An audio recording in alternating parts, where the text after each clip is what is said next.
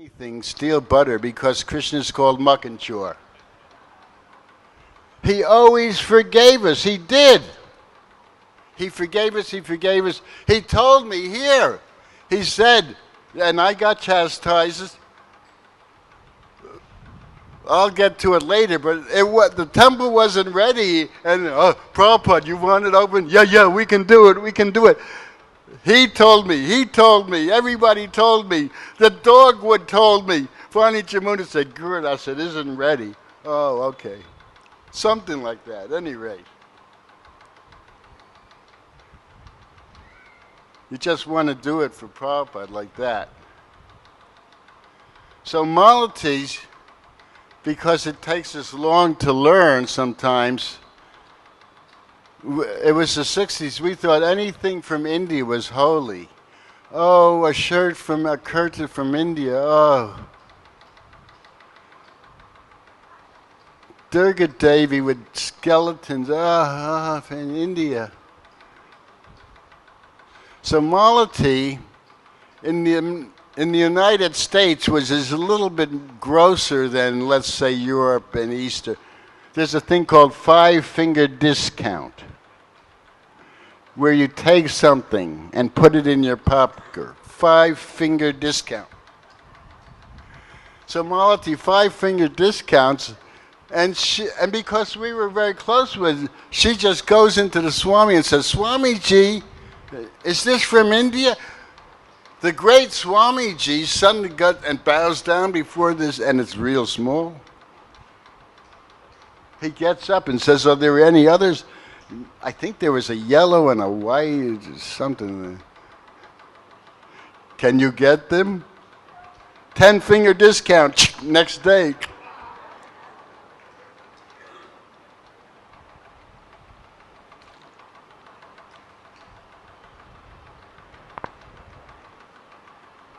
So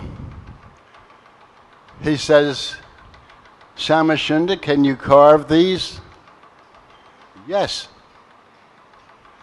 Now New York was trying to get the Swami back all the time.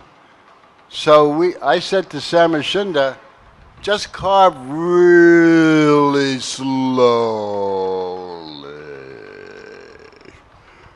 to keep the Swami here.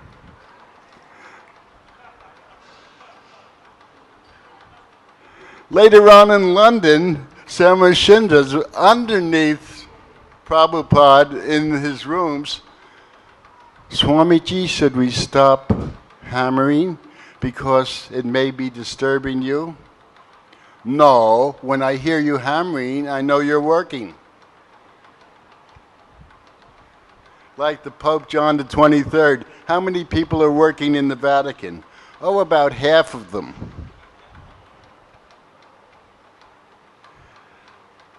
So we're doing it really slow, too slow for the Swami.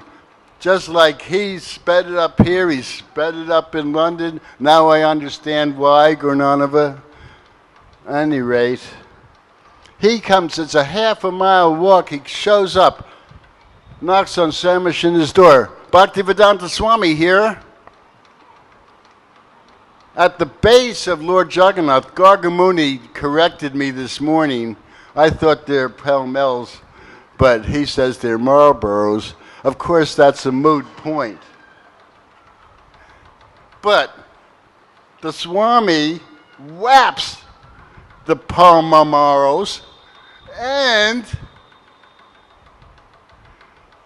said, don't let this little stick get in the way of your Krishna consciousness. And hurry up with carving. So then Lord Jagannath has to come on the altar. So then the Swami has to move off the altar.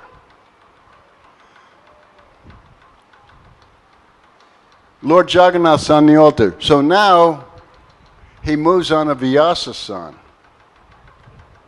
And above the Vyasasana is a painting by Govindadasi. So now, the underground community like this, everybody liked this, including the East Indian community. And so now the Gujarati Patels came one night. And the same night, Govinda Dasi's mother and father came. And they're from Texas. And Texas thinks they're bigger and better than everybody. So without any awe and reverence, he goes right up to Prabhupada's Vyasa. And he says, why does my daughter have to have an Indian name?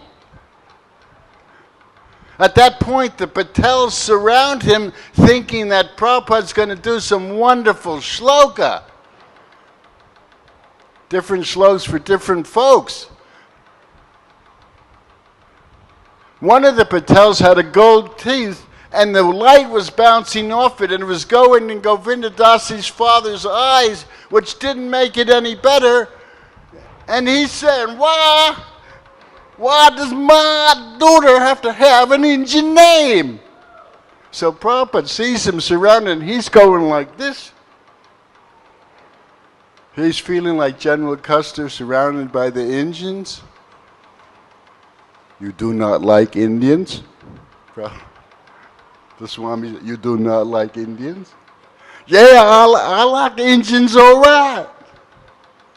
But why does my daughter have to have an Indian name? If she is happy, why do you object?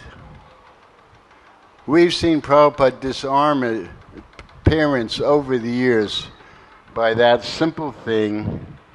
And my father also liked Krishna consciousness because it was more benign than getting beaten up and put in jail in the south of the United States. But we didn't know anything, and so one day somebody wanted to take Lord Jagannath for a walk in the park. Because Prabhupada liked to walk in the park. He was very regulated. Lord Prabhupada heard, Swami, he runs. Where are they? Well, we used to have kirtan at the base of Hippie Hill. So he runs to the base of Hippie Hill. We're there with Lord Jagannath. Lord Jagannath comes out once a year. I'll tell you about it. You just don't take him for a walk in the park. But as long as we're here, let us have kirtan. Somebody runs back, gets the big old, I get my camera. Yeah.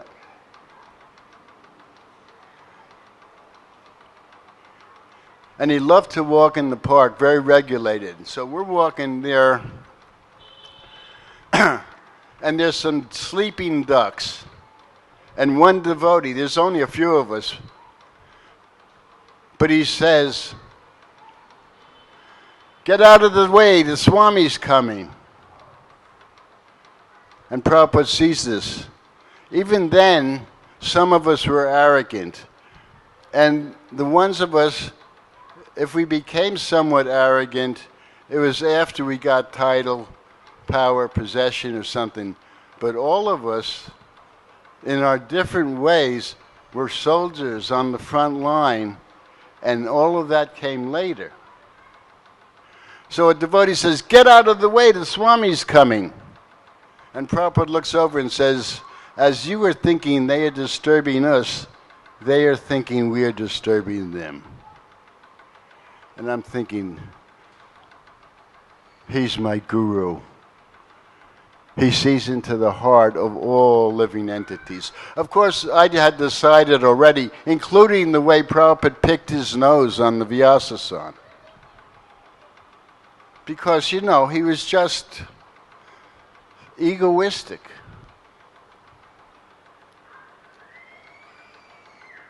So I have to get on with the history. We had the great mantra rock dance.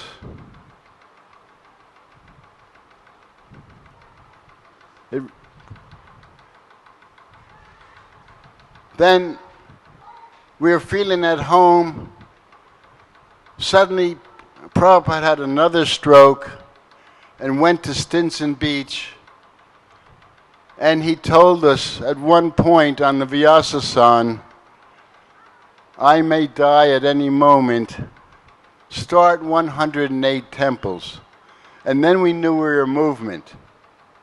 And then Rabindranath Sarup, this ascetic-looking, artistic type from New York, I hear crying, and he's crying, and he says, I've got to reach God directly without anybody in between. Because it was the 60s, we had different things we adhered to. And the Swami says, come here, my boy. And Rabindranath Sarup crawls on all floors and crawls on top of the Vyasa-san about 3 or 4 steps. And Prabhupada puts his head in his lap and tousles his hair and says, dear, dear, I want you to be happy. And then he stood up and burst out of the temple like it was a stage play, stage left, the first bloop, not in the middle of the night, not sneaking out with funds, not this. The second bloop was Brother David of the Children of God because his Catholic altar burned up and all the Krishna stuff didn't. And he said, that's too weird. And the third bloop was my dog because devotional life was a little tough for him. But they came in the temple and chanted one time. And little Ralph Gargamuni, yes, Sam Mashinda's dog. We would tie the dogs up like it was a Western, like horses, and then go in the temple. And after the first kirtan, we'd have cigarettes, like it was the intermission of a theater. Prabhupada had to teach us all this, really. One guy thought the Panchatattva was women, and Prabhupada goes, he crawls them up. The Panchatattva goes off, the next day they're men. I mean, it was the 60s.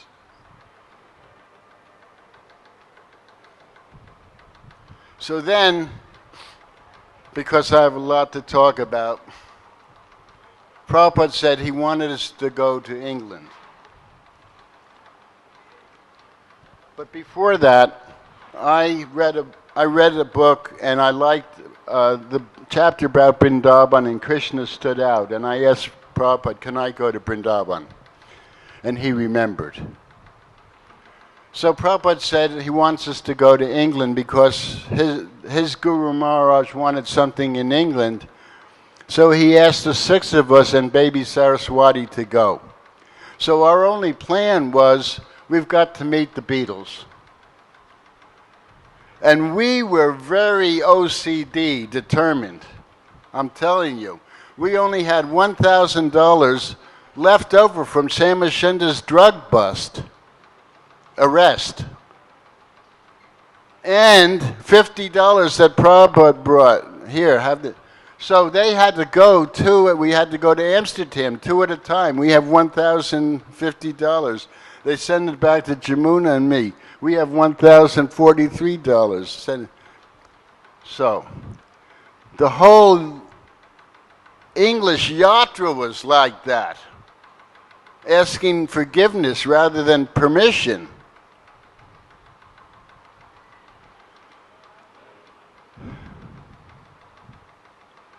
So, our only plan was to meet the Beatles. John and Yoga are going around London in this canvas bubble that was supposed to be a Zen thing. You're there and you're not there. And also, somebody can't be prejudiced because, like, inside you're like the soul and the canvas bubble's like the body.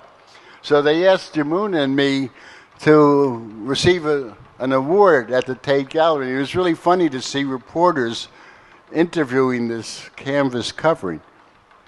So I don't know why I didn't go. Maybe I wanted to have a modicum of decorum being the temple president, but right now I would have gone in a microsecond. But instead this devotee Suridas and Jotila went, and Suridas was a short French Algerian with a strong accent. And she was Irish with a strong accent. So the reporter said it was definitely John and Yoko in there, and they thought she was John and he was Yoko. Any rate, we can't get to meet the Beatles because Peter Asher's throwing stuff in the rubbish bins. So then the contingent from California comes. I have to make it short, but there's two Hells Angels, the most notorious motorcycle gang, two of their girlfriends, Ken Kesey, the two managers of the Grateful Dead, and an American Buddhist. And the Hells Angels are notorious for beating people up, especially authorities, and destroying things. But they stayed with us at first when they got off the plane, plus two motorcycles. Well, it would be a good chapter for a book. Even Hells Angels get jet lag. Because they fell asleep. Well, their weapons were all over the floor. But not only did we feed them sumptuously, but a new movie came from Boston, and it was the Swami. And he was walking down the street. And look, there's the white of Swami's eyes. He's sort of looking towards the camera. Whoa, this is the best devotees. It's like, oh, he's sort of looking into my soul. It's the best movie. The Hells Angels fall asleep. This is the most boring movie. There's an old man walking up and down the street. We could have divested them of their weapons. Like the panda, any rate.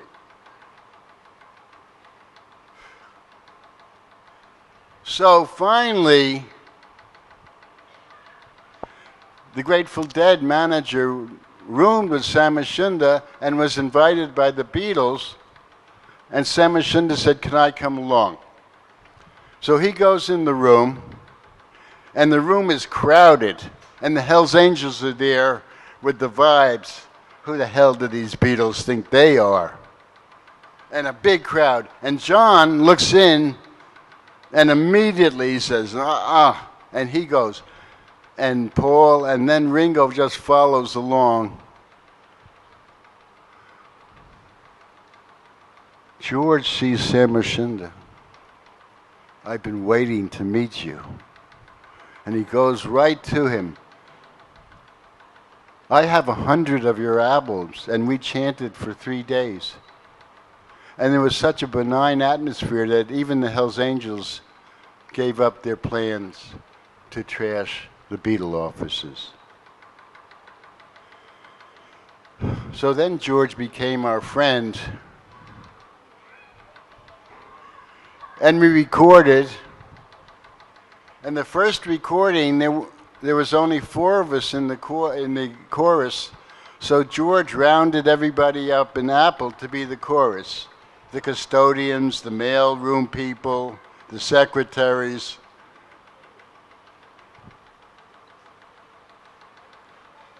He became our really great friend, but really what finally, because his wife, and he was also interested in self-realization fellowship, he said, "I was so impressed with Swami Bhaktivedanta, I didn't want to go, but he made me feel so comfortable."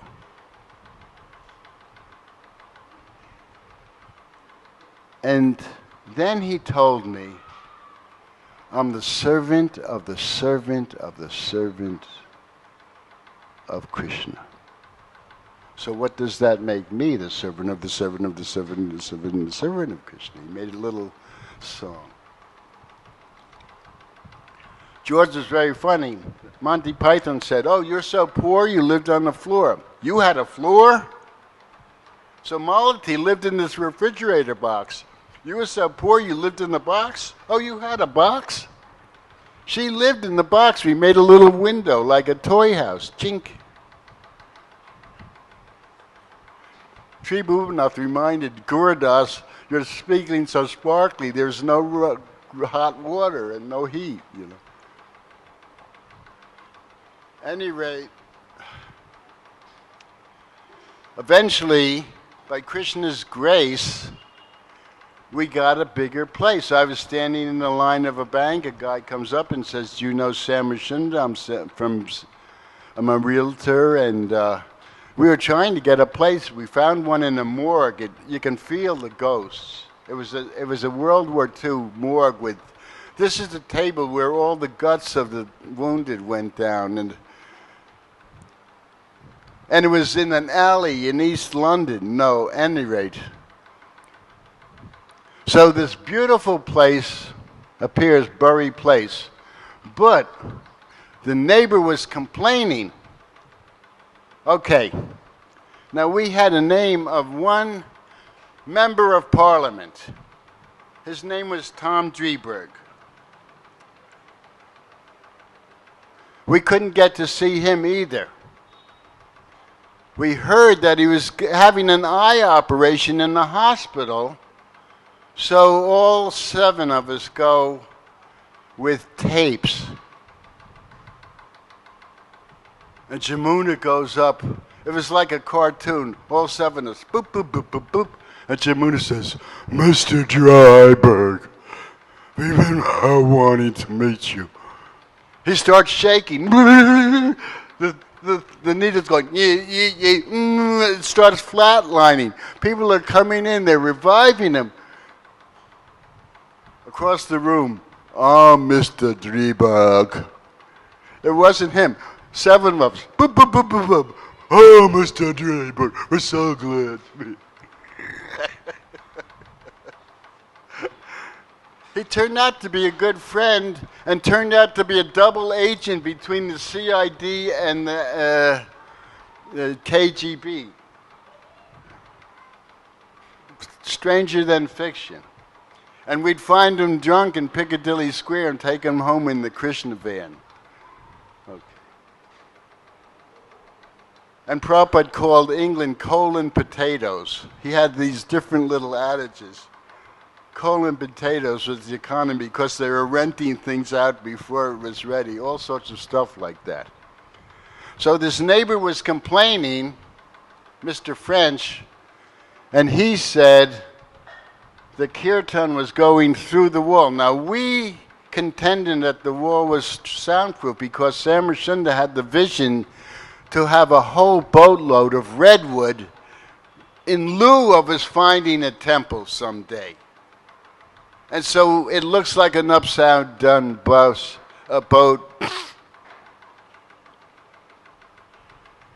But in reality, it wasn't really soundproof. So the neighbor, Mr. French, and the DT, is a DT here? I think a DT. Didn't you have something to do with Mr. French? No, okay, any rate. We were very bold. You know, you think you can do, ask forgiveness, not permission. Anyway, she just learned from us. If she did anything, she just learned from us bold, outrageous, bizarre Americans, you know. So, Mr. French says, when they start their singing, my wife faints, and my little dog jumps up and down, goes, yip, yip, yip, yip, yip, yip. So now we have to have the big meeting. Now our solicitor was the Prime Minister's. His solicitor was a fencing champion. And we didn't even have chairs. We had to borrow chairs from the Theosophical Society. And we have this meeting, and Mr. French says, they sing, and it goes to the wall, and my wife actually faints, and my dog goes yip, yip, yip. So they're trying to not laugh. So the temple door had a window in it. Now please, don't do this at home. And I have to give praise to Dayanand, Dhananjaya, wherever he is, because sometimes we're personalists, but sometimes he feels overlooked. Well, he was right up there in this. I remember him and all the yeoman service here, and I'll get that to later. But if you're listening, we have to honor you for all that you did. So here's Don, and he's right up there in the front, and the door's open, and there's a window, and all these officials are in the hallway. And see, Grananova would really like this one. So, here's Kartal's. Door is closed. Here's Madunga. Door is closed. Hare Krishna, Hare Krishna.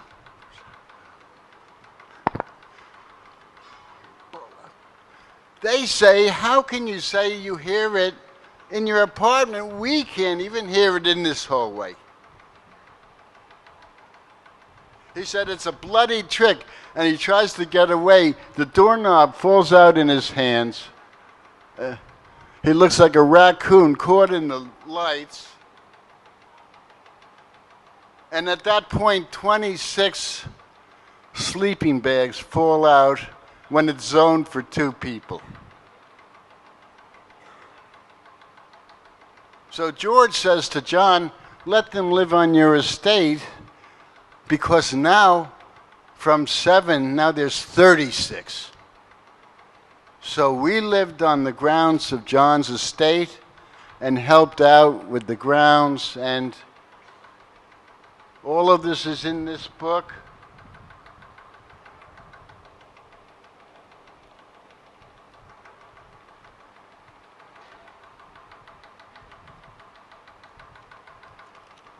So, London was so successful that the Swami remembered we should do something in Vrindavan. And I said, well, he said, you must go to Vrindavan. And then I remembered, and it all came back. Yes, resonating.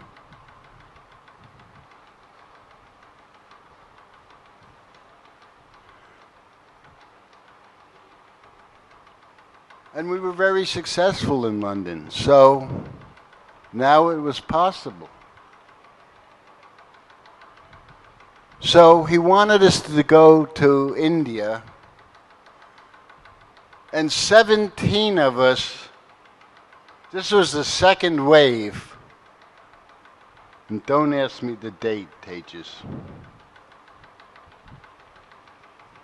October 4th, Ram Navami. Any rate, we go there. There's this god brother and Bosco Airlines. Now, people from America, Bosco is a chocolate syrup. Well, the plane was like a World War II airplane, Casablanca, two propellers. And Giriraj was from the Third Temple, and the Third Temple, Boston, was even stricter than New York. I used to joke with them that the ISKCON was how to split up the garbanzo bean between the 3 of them. So he wouldn't look at anything. He said, Maya, it's in here. And he wouldn't look out the window. He was kind of, a blanket was separating the cockpit from the pilot, and he looked like he was nodding out, sleeping, which didn't help. Now in the cabin, as Giriraj is saying, there's Maya everywhere. Somebody who's holding a goat throws up in the aisle. It's sort of like very theatrical. Just like At first we gave everything to George. Give everything, give everything. Plenty of people will take stuff.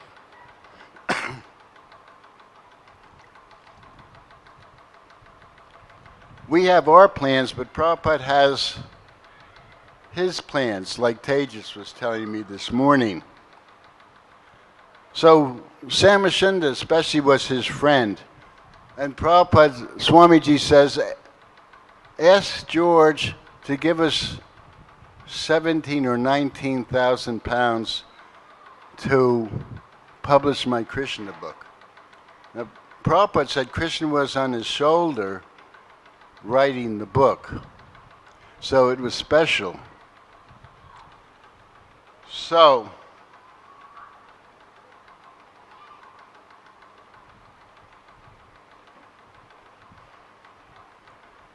Samashinda was devastated, and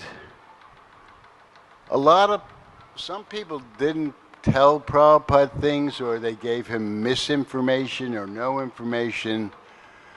But Samashinda said, well, you know, we've been just giving things to George, just giving, and I really don't want to ask him for anything. So Prabhupada said, make me the bad guy. Make me the bad cop.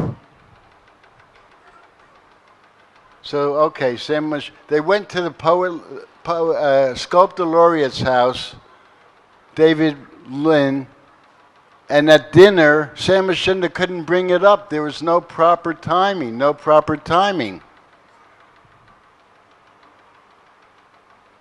Dessert, no proper timing. Finally, Samashinda blurts it out that Swamiji wants you to please give 19,000 pounds to publish the Krishna book. George's face changes colors. Samashinda could see the machinations of the mind saying, you are just like everybody else. I thought you guys were different. You're just like everybody else. Wanting something.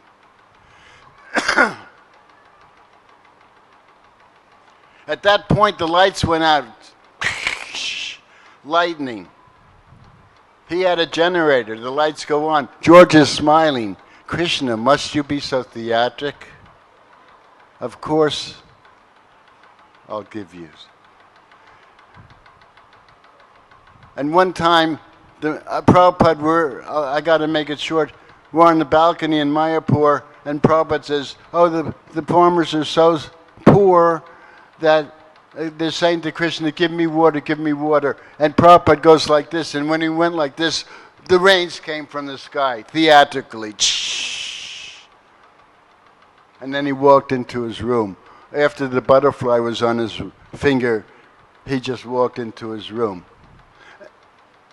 And John, too, complained to me, Gurudas, everybody wants something. And I told him, Chaitra Guru told me to say this because it's poetic. I said, John, each one of your friends wants something. Your real friends will give you like we do. They're not wanting something, that's lust. And each one of your friends is like a chain, and now you've tightened the chain around it, and now you're polishing the chain. It's time to break the chain and become renounced. And he did. He said, yes. And then he said, Gurudas, I want to give peace a chance. I'm going to let my hair grow. Again, Chaitra Guru. John, peace takes sacrifice. Cut your hair off like me. Then they'll know you're serious. The next week I see him and Yoko with crew cuts, short here. Chaitra Guru, listen to it. I was told to call Madhavisa. I spoke to him. That night he left the planet. Listen to their Chaitra Guru, your intuition, and also honor people before they leave.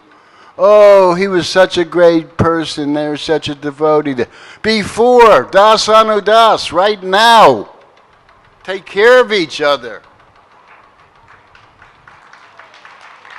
This is all we have in reality, each other, and it's so beautiful. This is magic. this community and all the devotees telling their piece of the puzzle, putting it together, but the general is there, Prabhupada's there. So, here we are on this World War II plane, and we get to Cairo, Egypt, and I make sure that everybody's baggage is transferred because we're going to Bombay. So I do that, and the Prabhupada told us bring lots of equipment, so I had a new Super 8 camera.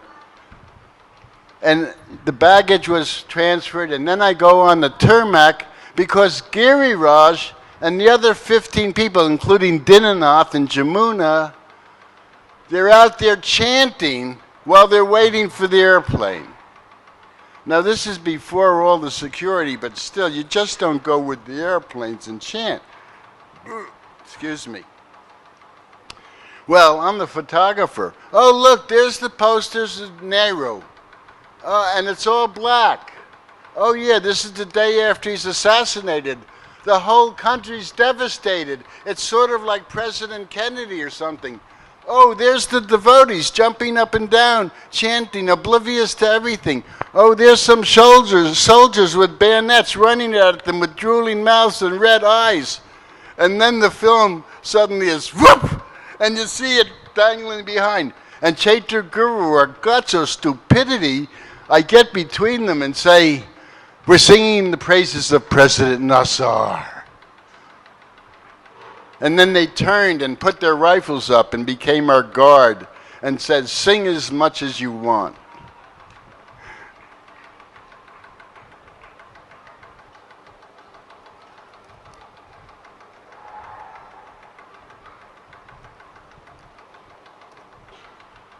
The minute I hit India, I felt at home, like it's my mother country, a little softer than the United States. There were some strange things like, why are they using their horns more than their motors and brakes? And more important than motors and brakes. And why is that guy watering down the buffalo milk with a tube in his turban and then putting paper on it to look like skim, which I had to eject him.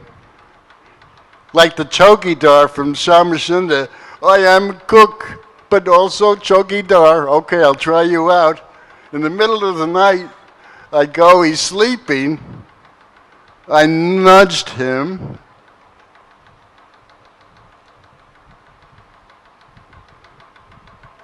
Oh, Maharaj. And where's your stick? Oh, I've hidden it because the thieves may come and beat me with it. You see, some people may get their gumshoes stolen, but we were getting our construction stuff stolen. So there's a whole village of thieves because of Makanchur. Nobody, it's India. So, somebody says, Prabhupada, can we get a gun? Yes. But shoot over their heads. He said there was a snake who became a Vaishnava. And when he became a snake, the children would throw rocks at him and call him names because now he's peaceful. And he went to his Guru Maharaj and said, what should I do? They're throwing rocks and calling me names. And what should I do? And before I tell you, how do you think that snake put on his tilak?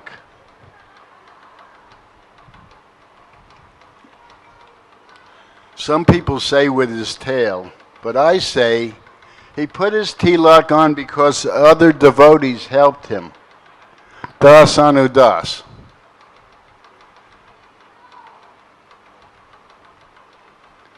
So Prabhupada said, you're a snake, but you're also, you're a Vaishnava,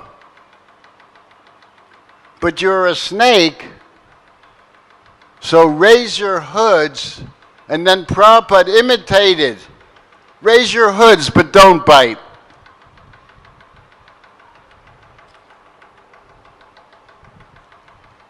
So this is Krishna consciousness. So we went to a few places in India, and Prabhupada wanted me to register the society. So we went on the format of Aurobindo Society as far as the logistics, not the spiritual stuff. But we'll be able to sell things, we'll be able to print books, everything like that. We'll be able to have property. So this is a lesson in personalism. A lesson in personalism. The document said the founder Acharya is A.C. Bhaktivedanta Swami Prabhupada. The second line was the founder Acharya has full veto power. Now and probably anybody knows that Prabhupada had these lotus hands and wouldn't miss anything. Like Yadabara had this article in a filthy magazine, and he was turning colors when Prabhupada closed it and opened it. And Prabhupada says, when you find gold in a filthy place, pick it out. He would always bust us if we tried to lie, all of that.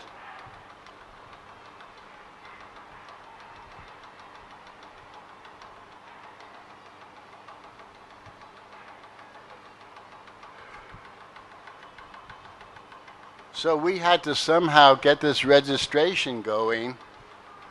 And this line, second line, the first line is the founder Acharya is A.C. Bhaktivedanta Swami Prabhupada. The second line is the founder Acharya has full veto power. Prabhupada suddenly says to me, who's founder Acharya? You? Brahmananda? I didn't say it.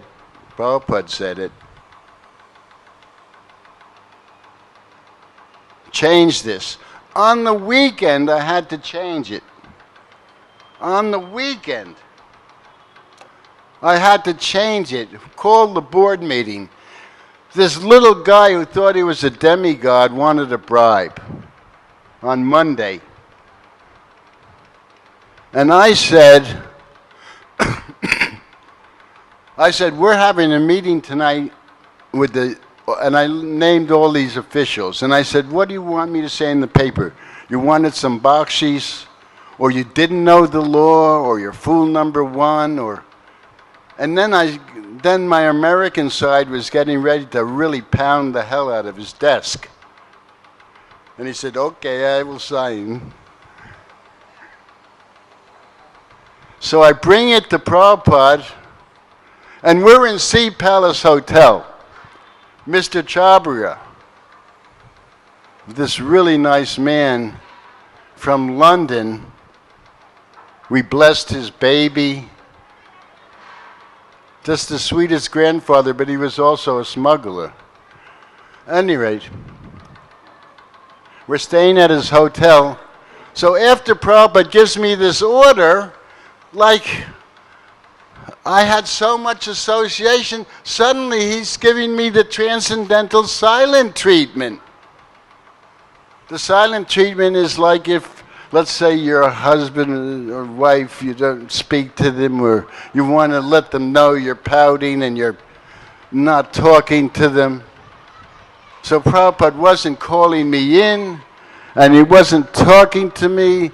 And he was walking down the hall, and there was a hall this way and a hall this way, and he's walking down, and I went like this, and he walked that way and looked that way without seeing me, transcendentally. Somehow he could do that, you know, he could see or not see. So then I'm showing him the document where I have the second line. The founder Acharya A.C. Bhaktivedanta Swami Prabhupada shall have full veto power. And I'm crying, and I said, I don't, and I didn't want to be founder Acharya. And he says, I know, but I could think that. A lesson in personality and personality. Because we're personalists. That's why we have to be kind to each other and help each other on our devotional path.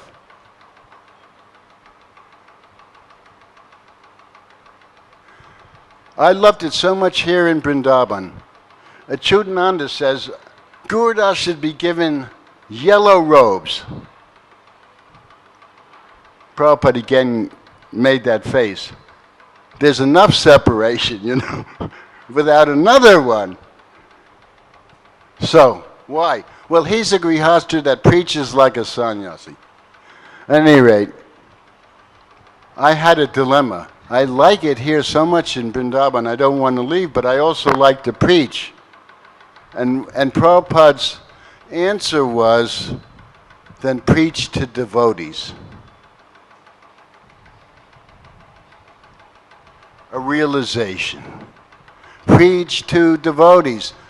I've seen friends come to the movement together and suddenly one's a temple president and doesn't talk to them like they're old friends. No, we got to help each other. As you said this morning, the hierarchy is this way. The cook, the temple president just has that expertise. It doesn't mean they're better devotees. We're on the das anudas, helping one another. And that's how this temple, amazing things, but I'll get to that in a minute. So, we all go in this train to Amritsar because we're invited to this gathering. And it's a gathering of impersonalists. But Prabhupada says it's a chance to preach. And already the people in Mumbai and Bombay were overwhelmed with our Harinam because they were used to dry wrangling, Tattvamasmi, and they were so happy with our chanting at the Chowpatty Beach, etc. So now we're all on the train, and we go there, and we go to this impersonalist gathering, and I'm talking, and I'm doing the difference between impersonalism and personalism. Well, you may get some effect from moksha or impersonalism, some ecstasy, but can you maintain it? And even if you can you function? And also this idea of no variety right now is not relevant. For instance, you choose your wife or a guru, you choose eating prasadam as opposed to stool in the street. Well, this guy was just waiting for something. And he gave me the hook.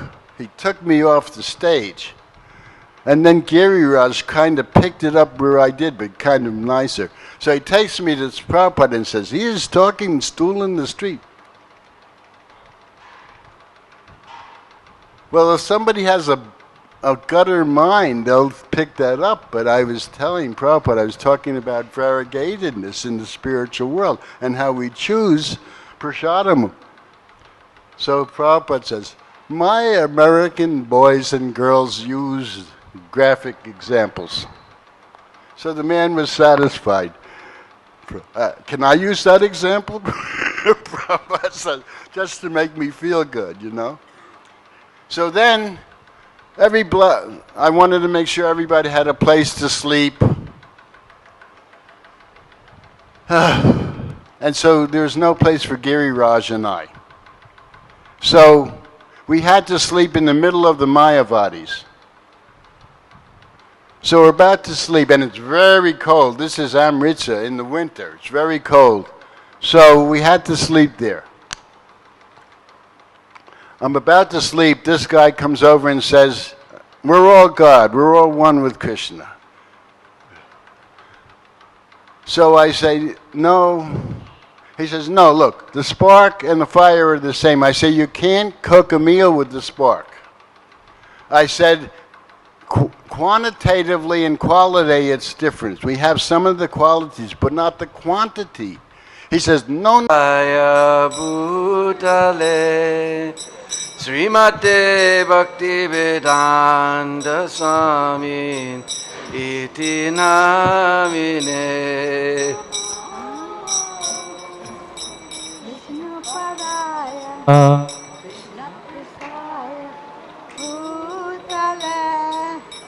Srimate Bhakti Vedanta Swami Iti Namine Namaste Saraswati Deve Gauravani Pracharine Nirvishesha Shunyavadi Paschatiritarine Namaste Saraswati Deve Gauravani Pracharine Nirvishesha Shunyavadi Paschatiritarine Jaya Sri Krishna Chaitanya Prabhu Nityananda Sri Advaita Gadadhar Srivasadi Gaur Bhakta Vrinda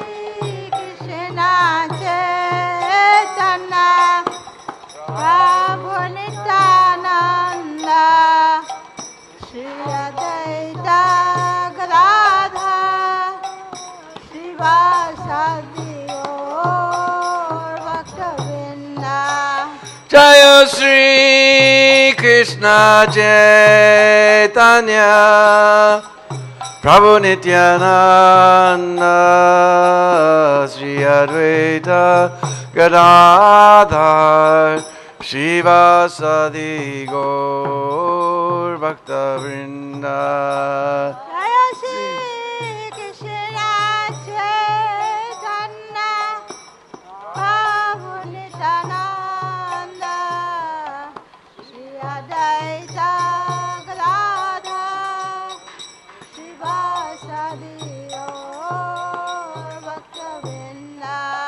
Jaya Sri Krishna Chaitanya Prabhu Nityananda Sri Advaita Gadadhar Srivasadi Gaur Bhakta Vrinda Jaya Shri Krishna Chaitanya Prabhu Nityananda Shri Advaita Gadadhar Srivasadi Gaur Bhakta-vrinda Hare Krishna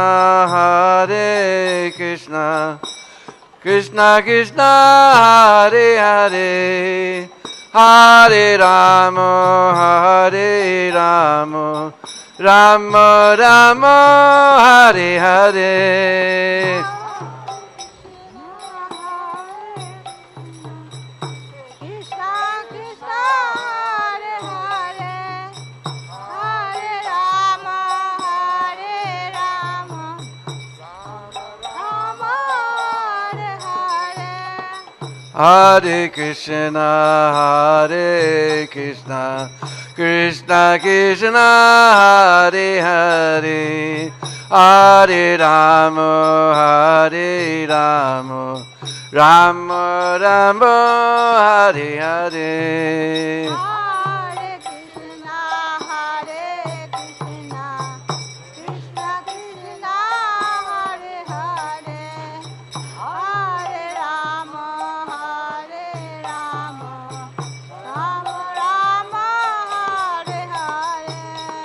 Hare Krishna, Hare Krishna, Krishna Krishna, Hare Hare. Hare Rama, Hare Rama, Rama Rama, Hare Hare. Hare Krishna, Krishna Krishna, Hare Hare, Hare Rama, Rama Rama, Hare Hare. Oh, Hare Krishna, Hare Krishna, Krishna Krishna, Hare Hare. Hare Rama, Hare Rama, Rama Rama, Hare Hare.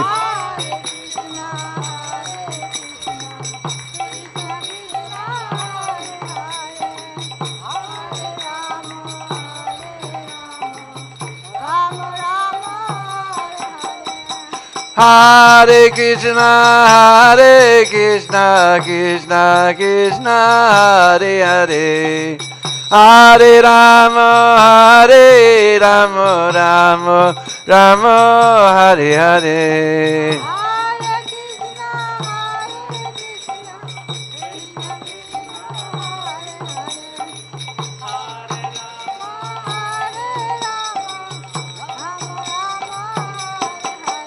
Oh, Hare Krishna, Hare Krishna, Krishna Krishna, Hare Hare. Hare Rama, Hare Rama, Rama Rama, Hare Hare.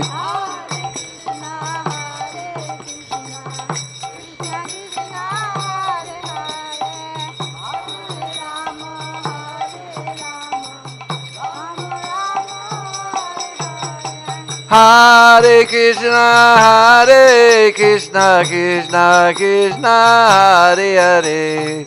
Hare Rama, Hare Rama, Rama Rama, Hare Hare.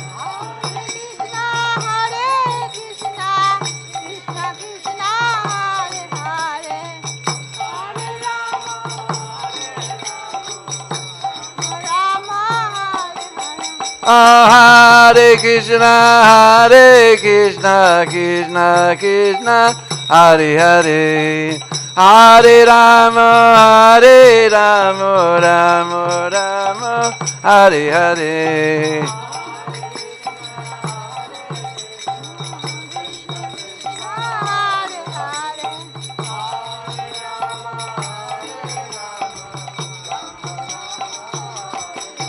Oh, Hare Krishna, Hare Krishna, Krishna Krishna, Hare Hare.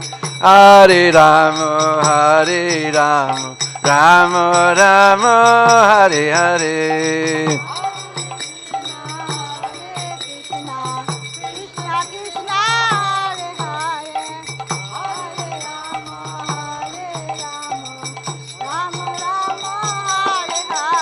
Oh, Hare Krishna, Hare Krishna, Krishna Krishna, Hare Hare. Hare Rama, Hare Rama, Rama Rama, Hare Hare.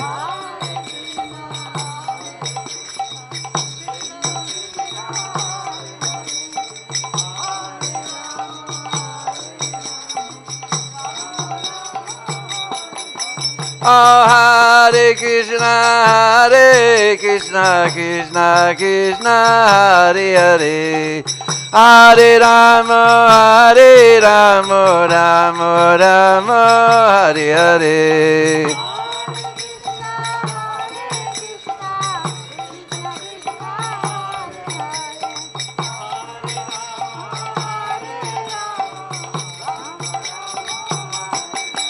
Oh, Hare Krishna, Hare Krishna, Krishna Krishna, Hare Hare. Hare Rama, Hare Rama, Rama Rama, Hare Hare.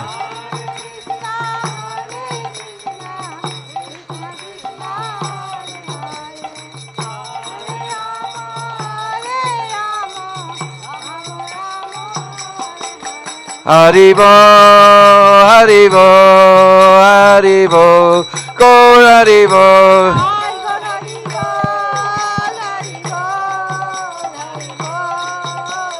Nitai Gaur Haribo, Haribo, Haribo, Gaur Haribo.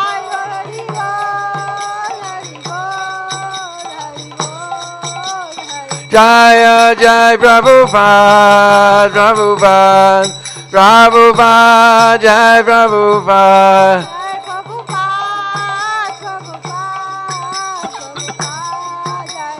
Jaya Jai Prabhupada, Prabhupada, Prabhupada, Jai Prabhupada.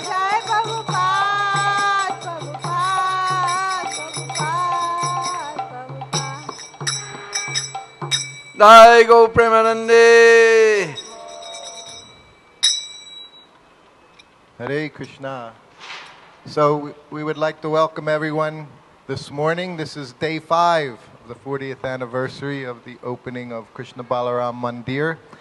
And this morning we're really going to dive into the nectar with, you can see with Bhima Prabhu, his wife, Jalatala Mataji. Bhima Prabhu, he joined in St. Louis in 1973, and many of you here will know him. Of course, he's been in India forever, and he was temple president in Bombay for 11 years at different stages, and of course he's BBT and ISKCON trustee, so he's one of the very faithful servants of Srila Prabhupada and helping so much here in India. His wife, Jalatala Mataji, Jalatala is one of the 1,000 names of Radharani and also one of the names of the Ganga. And she has a very special distinction. Her and her brother are, well, she's the grandniece of Srila Prabhupada, so her brother is grandnephew. So they have connected to Srila Prabhupada's family every way possible. So we're very happy to have them both here today. And also, Bhima Prabhu, he's going to be starting off today, and hopefully he's going to Govardhan Hill after he leaves here. And Dina Bandhu also thought it was a good idea that he start, because once Dina Bandhu starts, no one else will be able to speak. So we're going to save him for later. And Dina Bandhu and his wife, they both joined in Boulder. Dina Bandhu arrived at the temple on the most auspicious day of Janmashtami, and he never left ISKCON since then. He took initiation shortly thereafter, a few months later, in Los Angeles. And his wife, Akuti, she arrived at Boulder, Colorado temple, she said, 1970. And some months after that, they were married in 1970. So now, I guess about 45 years of very transcendental marriage. So we'd like to congratulate them also on that. Haribo. So we can start off. Bhima Prabhu, how would you, your wife will start? Or you will start? You'll start?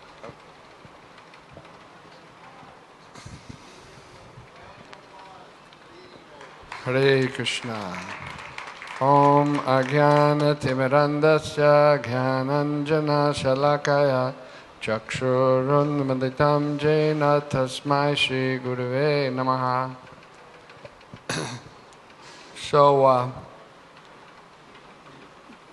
most of the devotees have been speaking about Vrindavan opening, and they were devotees that lived in India at that time.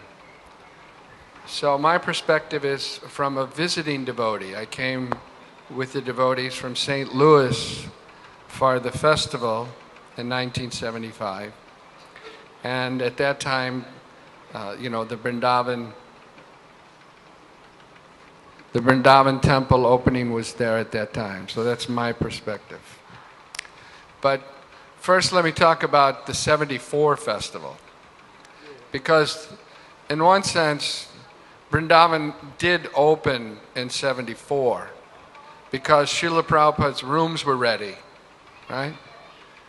In 74. And at that time, after the Mayapur segment of the festival we came to Vrindavan. And I can remember the devotees were living at Fogal Ashram. And we came to the construction site of the Krishna Balaram. There wasn't much completed, but Prabhupada's rooms were completed. And Prabhupada was entering into his room, and all the devotees filed into the room. And I can remember that I was on the outside of the room, and standing right next to me was Vishnu Jan Maharaj. So we were both looking into Srila Prabhupada's room, and when Prabhupada entered to the room, Vishnu Jan Maharaj spontaneously said, "Chant Hare Krishna and be happy." And then I thought, well, let me try to get in the room. It was pretty packed, but I thought I'd like to get inside.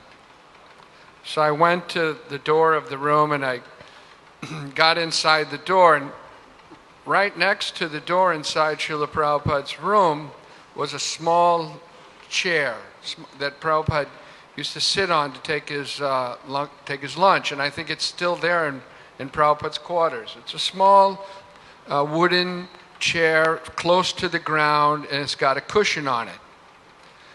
So the idea was that I'd step over that and get in the room. But because the whole Krishna Balaram area was a construction site, there was more or less dirt and mud everywhere. So when I stepped over Srila Prabhupada's chair, some of the dirt that was on my feet got on the cushion. And standing right next to me was Brahmananda. And when Brahmananda saw that dirt from my feet got on Prabhupada's chair, he got really angry. He got really angry. And he looked at me. If looks could kill, I would have been dead. And I brushed off the chair, and I'm looking at him, don't kill me. I'm cleaning it off, okay? So then another brahmachari, he also came in. He saw that there was a space on the other side of the chair, and just like I did, he stepped over the chair, and just like I did, he also got mud on the chair. So when Brahmananda saw that, again there was dirt on the chair, that was it. I was sure he was going to do something physical. And when he looked up and he saw who it was, his whole expression changed. He got a big smile on his face, and he was really, really happy. And I thought, what happened? But it was Rameshwar. And that year, in December 73, he had organized the biggest book distribution marathon in the history of ISKCON. Actually, Srila Prabhupada wrote later about the marathon that never in the history of the world have so many religious books been sold in such a short time. Okay? So at that time, I realized that because of Rameshwar's service, he had a special connection to Srila Prabhupada, and therefore Brahmananda wasn't angry when his dirt got onto the chair. It was okay somehow or another. But one thing that I remember from being in Srila Prabhupada's room, and that was, the room was filled with devotees, and Srila Prabhupada was the center of attraction, and still there was a small child standing in the front of his desk in the room also. So even though all the devotees were there and they were focused on Srila Prabhupada, he was playing with that child in front of his desk. He put something in front of the child, and the child would go to grab for it, and he'd pull it back. And he was totally absorbed in playing with this little kid. And even though in the room with all the big leaders and the devotees, he was oblivious to them. And so I thought that was very interesting, that Srila Prabhupada could be functioning on different levels with different devotees like that. But anyway, the next year, it came time to go to Mayapur, and I thought for sure I wouldn't be able to go again. But somehow or another, Srila Prabhupada sent a letter around, and he told the temple presidents that please send as many devotees as you can, especially anybody that's ready for Brahmin initiation. So I had gotten first initiation in '74 on Gaur Purnima Day in Mayapur, after actually just being in the movement for about 6 months. But 1 year had passed, so I was ready for Brahmin initiation, and some of the other brahmacharis had gotten Brahmin initiation during the summer, so I was like the only one ready for Brahmin initiation. So I got to go also, a stroke of good luck, the next year. And so after the Gaur Purnima festival, Prabhupada didn't hold initiations there, but we went by train from Calcutta to Hyderabad. There was going to be the Hyderabad program, and then after that, we would go to Vrindavan for the opening. So I can remember there was my first train ride in India, and the bogie was completely filled out with devotees. It was all devotees. And I remember that the train stopped in a place called Vishakhapatnam. And on the train got this very old sannyasi with some of his followers. And he had these baskets of prasadam. So it was in the morning, the train had got to Vishakhapatnam, and this sannyasi got on. Obviously, he wasn't from ISKCON, because there wasn't anybody old in ISKCON except for Srila Prabhupada. And and it seemed that the senior devotees, like Achyutananda and Brahmananda and Gargamuni and Tamal Krishna, they all knew him, and they were happy to see him, and he was happy to see them, and they got in a very enlivened conversation, and his followers passed out leaf plates, and everybody was eating nice lemon rice for breakfast. And I got worried because the train started and the Maharaj and his followers hadn't gotten off. And I thought, that was a problem. But actually it wasn't a problem, because that was their plan, that they would ride with us to the next station and get off at the next station. But many years later, I learned that Mahamsa, the temple president in Hyderabad, had gotten in touch with Bhakti Vaibhav Puri Maharaj, a very good friend of Srila Prabhupada and his godbrother, and had organized that prasadam distribution with the Maharaj for the devotees on their trip to Hyderabad.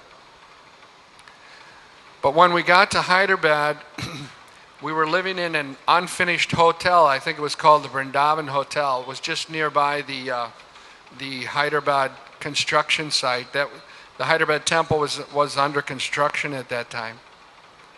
And Srila Prabhupada would have us go out and do kirtan in the day, and then in the night there was this pandal program in a huge open ground. And literally there must have been 10,000 people there. It was really packed. And Srila Prabhupada was speaking every night, long lectures.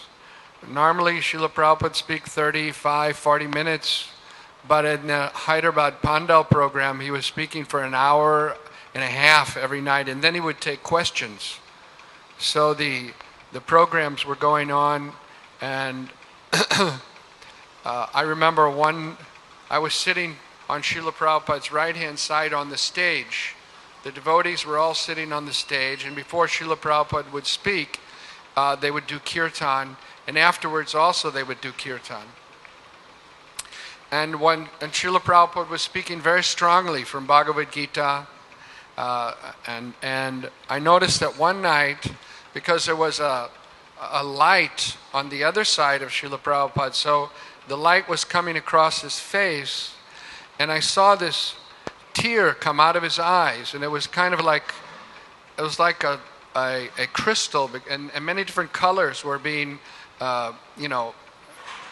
prismed out of the tear that came out of Srila Prabhupada's eye.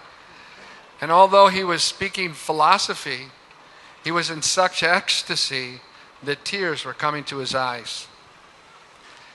Anyway, after Srila Prabhupada would finish his lecture, the crowd would lunge forward to try to touch his lotus feet. And in order to prevent a disturbance for Srila Prabhupada, the devotees would line up, and especially the sannyasis, they would take their dandas and hold them together, in each other's hands to keep the crowd back, so Srila Prabhupada could easily get to his car and then, go on to where he was staying. But one interesting thing is I remember that Pula Reddy, he was one of the big donors. He was actually the member who donated the land for the Hyderabad temple. And we went to his house for prasadam. And while we were taking prasadam, he actually owned a sweet shop just across from the land where the temple was under construction, Pula Reddy Sweets. And so we were taking prasadam there, and there was unlimited rasgullas, as many as you wanted to eat, you could have. And Srila Prabhupada also came to his house, and they had hired a car. I learned later that it was a hired car, but it was a 1959 Chevrolet Impala. It was a convertible, and the top was down. So I don't know if you remember the 1959 Chevrolets, but they had these really huge fins in the back, right? And Srila Prabhupada pulled up in that car, and it was like, a royal person had arrived.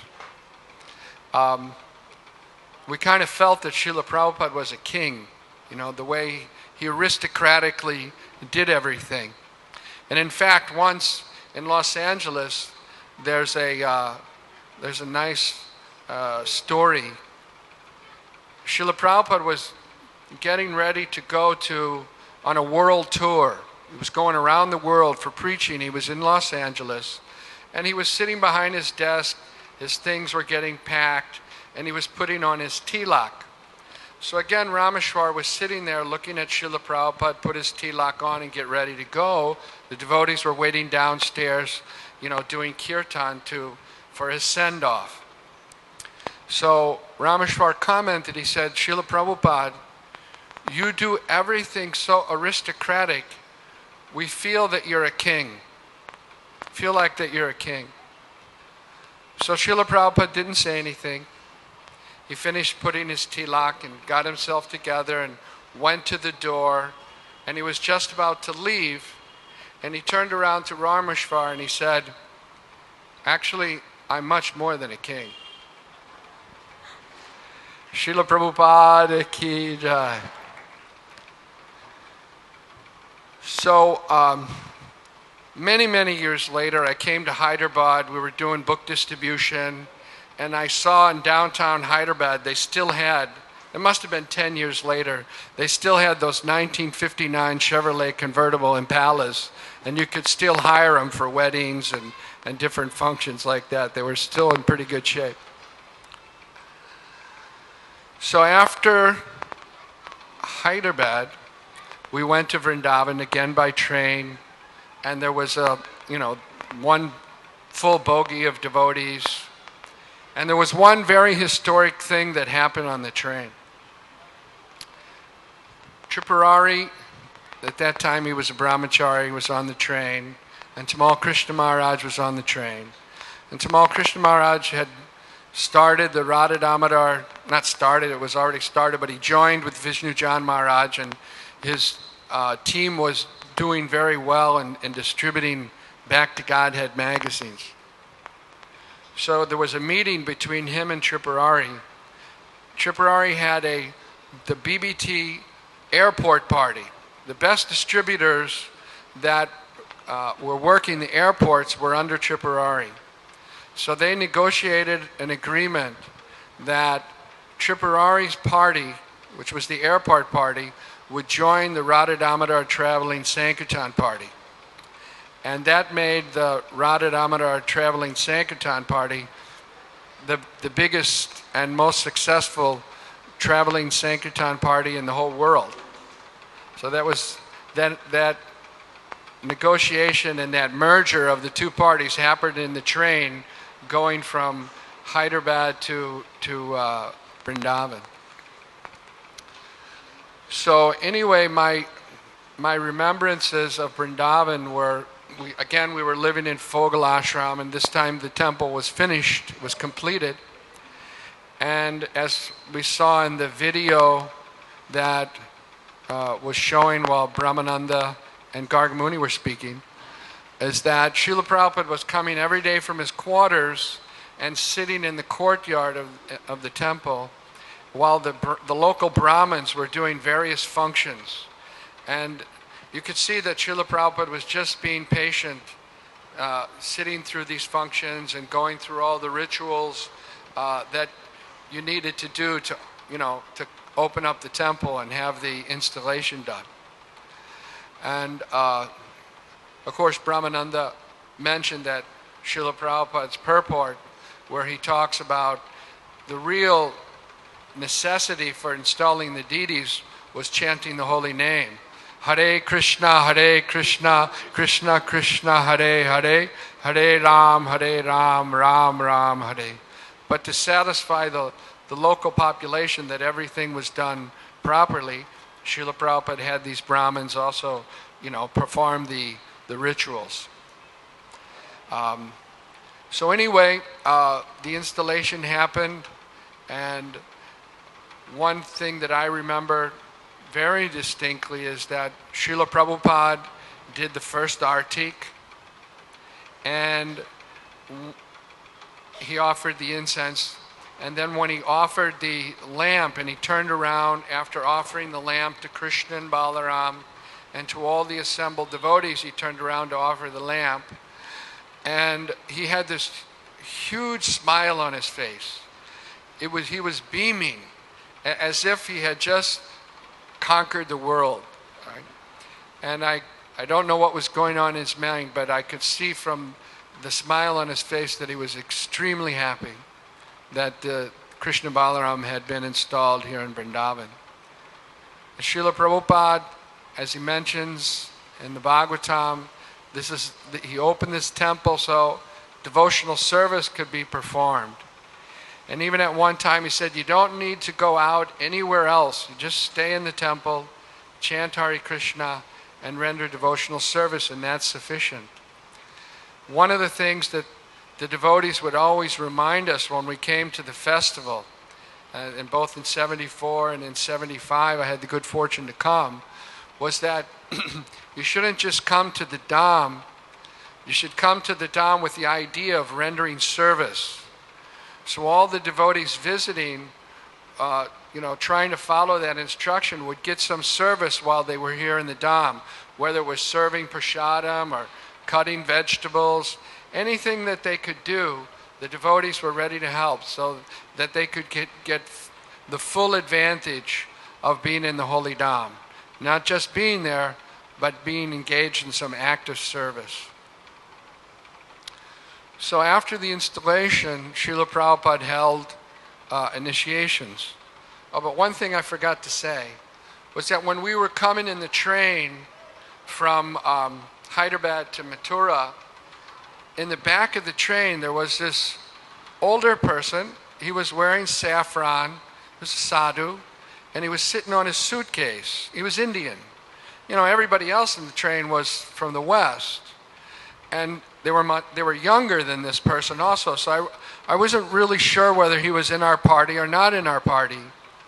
But he sat very quietly, didn't mix with anyone. He just sat very quietly on his suitcase back by the bathroom. And then I really didn't see him again. And at that festival, at the opening, they went into Srila Prabhupada, because before that there was a moratorium on sannyas. Some sannyasis had fallen down, and so Srila Prabhupada wasn't giving sannyas to anyone. So they were reluctant, but they asked Srila Prabhupada if Tripurari could take sannyas. And Srila Prabhupada had agreed. And they said, when? And he said, well, at the initiation ceremony that we'll have after the opening. So I had the good fortune of getting Brahmin initiation and also being in that fire sacrifice. And again, I saw this same person that was sitting at the back of the bogie by the bathroom on a trip from Hyderabad to Mathura. And later on, I learned that his name was Gaur Govinda. So he also got initiation, sannyas initiation at that time with Tripurari at the opening of the Krishna Balaram Mandir. So there was quite a few second initiates, and we formed a line outside Prabhupada's quarters, and one by one we went into Srila Prabhupada's room, and he showed, how to chant and gave the Gayatri mantra. So my turn came. Needless to say, I was quite nervous. It's kind of like a deer caught in headlights. And, but there I was with Srila Prabhupada and kneeling in front of him, and he was showing me how to chant and count on the fingers, right? So then he opened up the thread. He actually had the thread over his knees like this. And he said, so raise your hand. He was going to put the thread over me. And I foolishly raised the wrong hand. I raised my left hand. And he said, no, your right hand. And I shot up my right hand. So then he put the thread on me. And for me, it was like the perfection of my existence. Here I was with Srila Prabhupada. And I didn't want to, I had no idea about anything else, but I was just there with Prabhupada. He was shining brilliantly. But he asked me a question. He said, so are you chanting your 16 rounds? And I said, yes, Srila Prabhupada. And he said, that's okay. Then he asked me again, he said, when did you get first initiation? And I said that I got it the year before in Mayapur. And he said, that's okay. So then he said, you're the last one that will, that I will see today. I will see the rest tomorrow. So that was supposed to be the cue for me to go, right?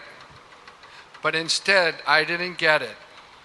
I was just with Prabhupada, and that was it. I'd probably still be standing there, but he said, okay, you can go. So actually, the servants were already attuned that Srila Prabhupada may have been getting tired, and they had told the rest of the devotees that they would get, their Brahman, their mantra the next day. So these are some of the remembrances that I had at that time during the opening of the Krishna Balaram Mandir. One other thing was that Prabhupada was sitting in a play in the courtyard, and the governor of Uttar Pradesh was sitting next to him. And the play was Bhima kills Jarasandha. That was the Vaikuntha players from New York were having the play. I think Bhagavat was Jarasandha, and some of the other New York devotees were the other characters in the play. And during the whole play, Srila Prabhupada was narrating to the governor, what was happening. And Srila Prabhupada was becoming very, very enlivened. I don't think the governor was so enlivened, but Srila Prabhupada was enlivened, describing to him what was happening in the play. And that's the kind of thing. Srila Prabhupada would become very much enlivened by Krishna consciousness. And he built this temple with the idea of opening up the spiritual world for us. It's not like Srila Prabhupada didn't give us everything we need. He gave us everything. And I think there's a nice story that exemplifies that. This is a story that's from the Drops of Nectar. After Satsvarup Maharaj wrote the Prabhupada Lilamrita, he still had so much material. So he wrote these little books called Drops of Nectar.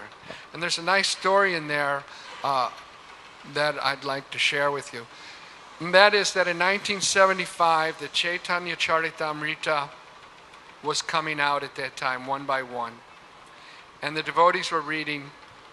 And one devotee had read this humorous story that was a conversation between Advaita Acharya and Lord Nityananda. They were trading insults with each other, and it was very funny. So the devotee told Srila Prabhupada, your books are so humorous. And Srila Prabhupada said, yes, there is humor in the spiritual world. And he began to tell this story, how Krishna was there in Vrindavan with his friends and the gopis, and this old lady walked by. So Krishna said to the old lady, you're so ugly, you should marry a monkey.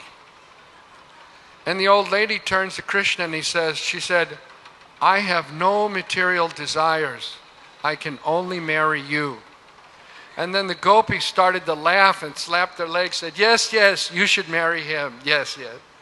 And as Srila Prabhupada was telling the story, his eyes were becoming very wide and he became very animated. And he said, just see, by the laughing of the gopis, Krishna is defeated. So Srila Prabhupada, by his instructions, he was opening up these intimate associations of Krishna and his associates in the spiritual world. He was giving us everything so that we can go to the highest realm, right? Not just Vaikuntha.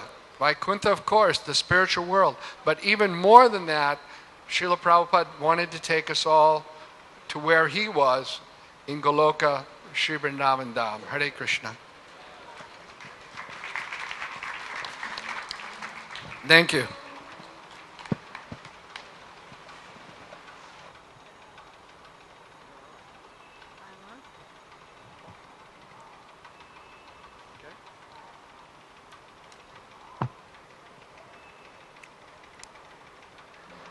NaMo विष्णुपादाय कृष्णपृष्ठाय भूतले श्रीमते भक्तिवेदांत स्वामी इति नामिने नमस्ते सरस्वती देवे गौरवाणी प्रचारिणे निर्विशेष शून्यवादी पाश्चात्य देशतारिणे वंशाकल्पतरुभ्यश्च कृपा सिंधु भैवच पतितानां पावनेभ्यो वैष्णवेभ्यो नमो नमः. Actually, Srila Prabhupada came in Calcutta. I am from Calcutta devotee.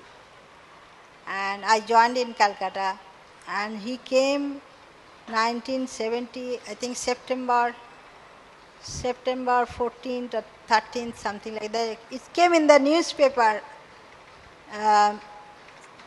Indian newspaper called Ananda Bajar, Basumati, and Statesman also. So we saw the paper and saw A.C. Bhaktivedanta Swami Prabhupada came with foreign devotees. So we saw the picture, and that time we had no temple. So Srila Prabhupada was renting in Calcutta in Rasbihari Avenue, somebody's house, second floor I think. So me and my brother went to see Srila Prabhupada one time. So, and I was young, so then when we went to that house, there was Tamal Krishna Goswami. Tamal Krishna Maharaj was not Maharaj, he was Gyastho and Hangsadut and his wife. Hangsadut Maharaj was not, he was also Gyastho, and his wife was Haimavati was there too. And Srila Prabhupada that day went to university to give lecture, Jadavpur University. So actually that day we didn't meet Srila Prabhupada. I didn't know much English, so Hangsadut's wife Haimavati talked with me, how are you, what's your name, like little small some English word, because I went to Bengali medium, I was not, we are learning from English little bit. Actually I learned English from all foreign devotees. Those days only foreign devotees in Calcutta temple, one handful, even not even, 1-2 Indian devotees there. So then next year Prabhupada came, we had a big pandal program in Maidan. There is 10,000 people were there, and Srila Prabhupada was speaking. Everybody was so happy, and after Srila Prabhupada's lecture, Achyutananda Maharaj, he was Maharaj that time. Jayapataka Maharaj and Achyutananda Maharaj, they were the sannyasis I saw. Otherwise all were Gyastho. So then he gave lecture also. I went with my parents this time, and my father liked Achyutananda Maharaj also lecture. He gave Bengali lecture those days. Then whenever Srila Prabhupada comes in Calcutta temple, this like we had those days we had no money in the temple much, so we had not heavy prasadam, simple prasad, someday big good feast. But whenever Srila Prabhupada comes, you think, in India, for Bengal is the, if you some Bengalis here, they have a good opportunity is Durga Puja. Everybody has a new dresses and good feast and this, that. So when Srila Prabhupada used to come in the temple, we have all fruits, dry fruit, good prasad, flower, everything organized. And I was small, so I used to only decorate his flower vases and decorate his Vasason and clean his room with the other devotees. One of them was Madhuri was there, one here is Narayani was here afterwards. But those days before Narayani, somebody else was there. So anyway, we used to clean, we enjoyed the cleaning for Prabhupada's room. And Prabhupada used to go back to give lecture. Sometimes he used to go early morning, 6 o'clock. So he cleaned quick Prabhupada's room, set up everything. And Prabhupada used to go for walking with the sannyasis. And he come back, give lecture, Bhagavatam class. And before lecture, sometimes devotees, Achyutananda Maharaj used to wash his feet and like that. So I never saw what is Guru, what is this, but we used to see how they are doing. And then he used to clean the feet, and then Prabhupada gave lecture, and after lecture he takes prasadam, breakfast. His breakfast was little fruit, all kinds of fruit, and should be one sugar cane, and black pepper also was there, little ginger cut, and one thing is he likes some pakora. One of the pakora he likes, like someday dal pakora, chana dal pakora, someday mung dal pakora, someday urud dal pakora, or something like parvol cut pakora. He likes one of the pakora he will like. So he will take little something. And I am the only one who was smallest.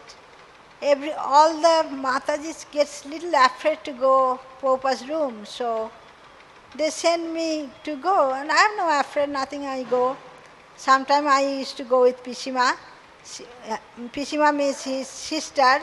Whenever he comes to Calcutta temple, Pishima is already ready to come to see his brother, and she will have little cotton bag of her sabji, ingredients for shukto. Shukto is the things in India, there are 5 kinds of vegetable there, and you cook, and some spices, particular spices you need, because otherwise you can't make shukto. So Prabhupada likes shukto so much. So we help Pishima, and some foreign devotees were there. Pishima likes some foreign girls to always engage. But those days, actually, like today we have a grinder, you put the things and grind it. Those days they didn't have that.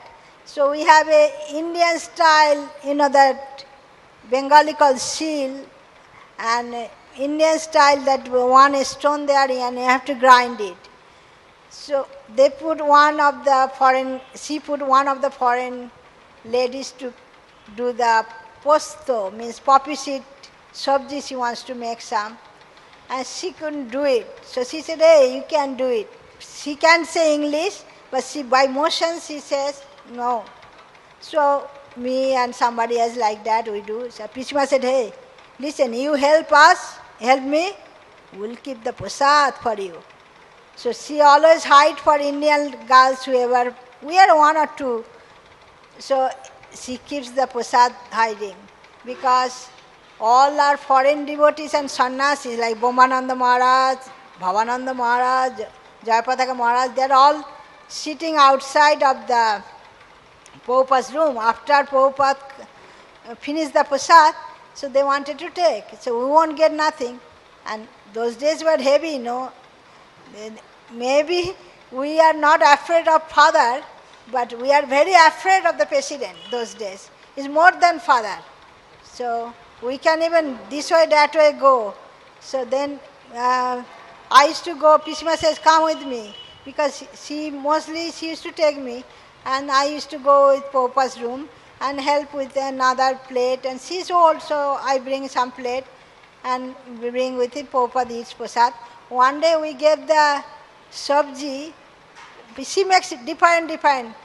She made urud dal, petha, means she boiled the urud dal, coconut inside, coconut with gur and make it sweet, and she make that, urud dal pakoda. She made all kinds of, maybe 10, 15 kinds of sabji, pakoda, chutney make for Prabhupada. But she also make big nice of sukto too. So she gave, we had a marble, those days one marble little bowl was there. So we gave Prabhupada big plate of prasadam and sukto was the big bowl. So I thought, man, this is lots of sukto, Prabhupada can eat that. Anyway, we took that, Prabhupada ate all the suktas and other prasads he kept little, ate, and even sukta has also drumsticks. So when this came out, Prabhupada's drumstick, he chew, and all the sannyasis is like fighting for that to eat the drumstick. I never saw that. So I thought, what is this? I never saw a guru, you have to do that. I was young, never saw guru. And I thought, guru, you have to do it. I said, we have this thing we throw, my parents eat, we throw, never. But they are very after of that. So they were eating all those, everybody like fighting for. Anyway, so we enjoyed. Then Srila Prabhupada, my service was not much. I was a small, so I am helper for everybody. Somebody cut fruits, I cut the fruits, I helped them. I helped Pishima, wash the barton, and cut the sabji, grind the thing, go with Prabhupada's room to give Prabhupada prasadam. So my service, one was flower seva to decorate flower vases, Radha Govindo and Prabhupada's room. And I used to like to go every day Prabhupada. And another service was, I used to do every day when Prabhupada come, we have a sandalwood paste, and Prabhupada like little dab in the evening time, 4 o'clock, and 2 dab and 2 peru and sandalwood paste with korpur, means camphor, and saffron. So I make that, and 1 garland has to put. So I used to go, Prabhupada put on the top of forehead and put the garland and give 2 dab, 2 peru, come back.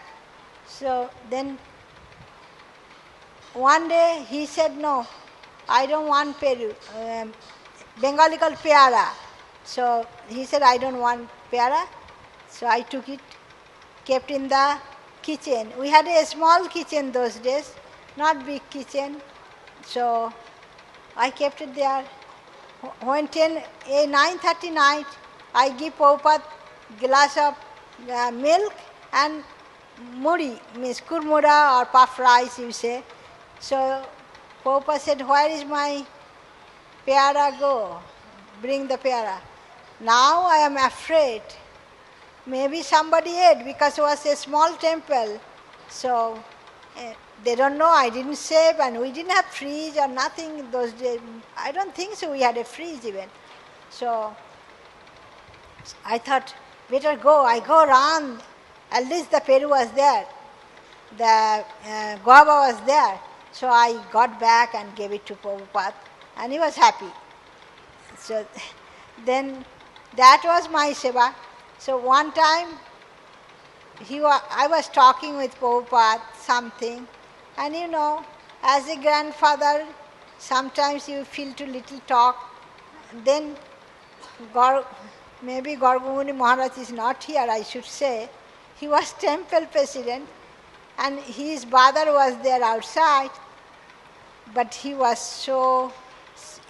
maybe thought I am complaining for his brother or something, I don't know. He told his brother, she said something. And then we had an upstairs room those days, Calcutta temple for ladies, and downstairs was Pujai room. So he was so angry. I was not initiated that time, was like 73. I got initiated 76. But that time he was saying, where is Meera? Call her. And then some Brahmachari said, they are looking for me. And I thought, what did I do? And I went all the way up on the roof where the ladies' room. So then somebody called me, he's calling. And then Sumokhi was there, Amit's wife with Sumokhi. She was American lady, but she's very simple lady. She fought with, and Madhuri was cooking cake, and she fought with Sumokhi. Sumokhi fought with Gargamuni Maharaj. He said, why? She is his family, she can talk. And then, I don't know it in English, so I cried upstairs and going back. Next day comes my turn to give Prabhupada flower vases. Now what to do? I said, made the flower vases. I don't want to go this time. Then after Prabhupada left, my mind was after Prabhupada leave, I have to deal with this president, and those days president is heavy. Whatever it is, mother, father, you don't get angry, get afraid, but president is very afraid. So then I was there, and Gargamuni said, call her. So I went his room. He said, go to the Prabhupada's room, give the flower vases. I said, no, I'm not going. So he said, no, you go. Maharaj, I am not going. You go. So that there was no chance. Now I'm going, give to Prabhupada's room, and Sutokirti Prabhu was cutting his nail outside. He didn't know, he was a nice devotee, and he let me go in. And now Prabhupada is asking, how old are you? And then he's asking, what class you study now? I was class 7, then like that, and I was telling how many sisters, like that he's talking something. And I was like, can't give you answer. God, Prabhupada is talking and I'm afraid. Prabhupada never chastised, I never got chastised from Prabhupada. And this time I'm afraid. Prabhupada couldn't figure out what happened. But I couldn't tell that last night this thing happened, and I wanted to get out from quick, so Brahmananda, now Sutokirti's turn, and Sutokirti maybe will complain, and then I'll be out of the temple or what. So anyway, I came out. Sutokirti was a nice man, he didn't care for. So like that I had a seva for Prabhupada. And we always, whenever Prabhupada come, we enjoyed like anything. And afterwards, Narayani Mataji, she is here, and she is here, and all the older devotees, we used to share. Madhuri was there, Tamal Krishna Maharaj's wife, Krishna Rupa, Sumokhi, Palika, Bhavananda's wife. They were all there, and we used to share. I was not staying in the temple, but I used to come my chuti day, and Prabhupada, whenever come, I enjoyed the temple. And mostly I come Sunday or Saturday or something like that, and enjoy the temple, because I have to study in the school, and parents also, our family, they don't let ladies to go stay unless married. So I have to respect parents, respect Prabhupada. So whenever Prabhupada comes, my parents says, no problem, I go. And whenever my school chuti, I go stay in the temple. So I have one of half of temple devotees like that. So Prabhupada always used to come. We always enjoy. And Calcutta temple, we had a big members there, Marwari members. So he used to go festival. We have a program there. So Prabhupada used to go their house, and I used to go with my parents also, their house.